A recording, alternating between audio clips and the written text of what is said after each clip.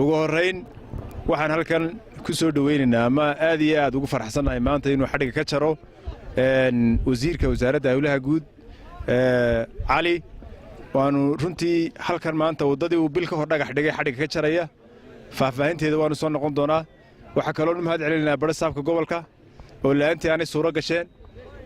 gudoomiye ku-xigeenka ahna kusumaha gudoomiyaha degmada xogayaha fulinta degmada maayirka gabiley iyo tacsi aan u dirayno maayirka degmada aadan injineer aadan oo hooyadii geeriyootay iyo intan kale ee dhammaantiin ka soo qayb gashayba dhammaantiin assalaamu calaykum waraxmatullaahi wabarakaatu intaa kadib waa waqti kooban cadeeduna way kulushahay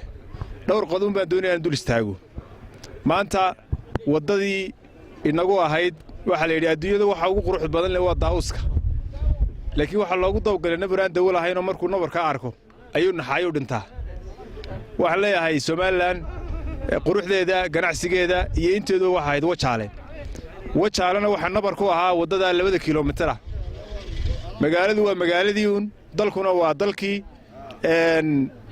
wasaaradda hawlaha guud iyo gaadiidka iyo guriyeenta jamhuuriyadda Soomaaliland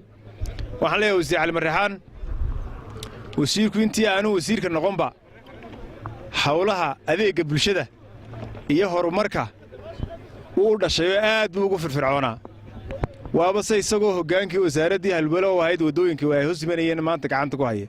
marka mar walba waxaan wasiirka horta uga mahad celinayaa guud ahaan hawlaha haday tahay wadooyinka bariishada waxyaabo wadanka ka socda oo dogtiin wadadii ceergaaba halkay maanta marayso wadada maanta bil ka hor dhagax dhigeen wata maanta la furayo marka runtii wasiir waxaan leeyahay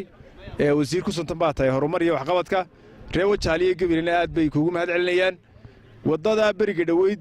qorshaheedu soo socda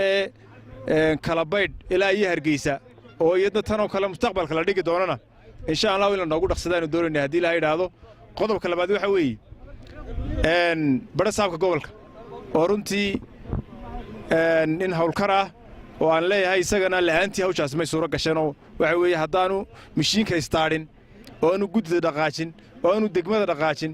intaas soo day wax weyn maamul baa ka horeeyay runtii umay suuro gelin laakiin ilaahay wuxuu ku guuleeyay in wadadii ugu adkayd lagu dhiirado isagoo kaashanaya degmada iyo guddiga horumarinta iyo guddiga ganacsiga isna waxa la aad iyo aad baad ugu mahadsan tahay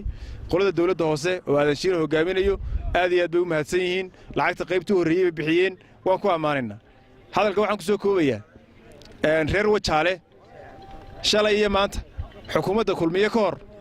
ileen waa la wada joogay inuu wajaale siday ahayd iyo maanta siday tahay iyo de waxyaabaha soo socda inaad ka wacyi gashanaataan wajaale wada may lahayn xukuumadda kulmiye ka hor wada may lahayn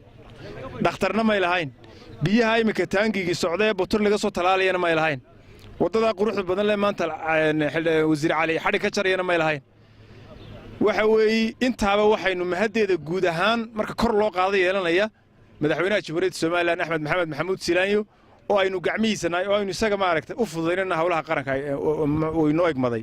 marka aad iyo aad baad u mahadsantihiin meel kale oo ganacsiyo xadhiga laga jari doona wasiir way jirtaa waan kugu soo dhaweynaynaa ku soo dhawow gacmo furan.